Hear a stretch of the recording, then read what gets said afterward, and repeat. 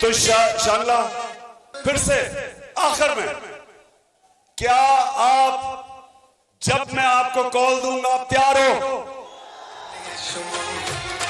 समुद्र से लीडर खौफ का पुत आपने तोड़ दिया है। कुरान की आयत है, अल्लाह कुरान में कहता है जो लोग ईमान ले आए अल्लाह उनके खौफ दूर कर देता है। ईमान वाला इंसान स्वाय अल्लाह के किसी के साथ झुकता नहीं है। शेर से खत्म करता हूं अपनी तकरीर कि एक सजदा, अच्छा और करता हूं, एक सजदा जिसको तू गिरा समझता है देता है लाखों सजदों से निजात।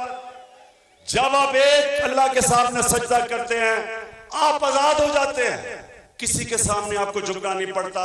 और वही मैं चाहता हूं कि ये थी इलामा इकबाल जो कौम चाहते थे वो कौम बन रही है। अब इंशाल्लाह वो पाकिस्तान खड़ा हो रहा है। पाकिस्तान जिंदाबाद।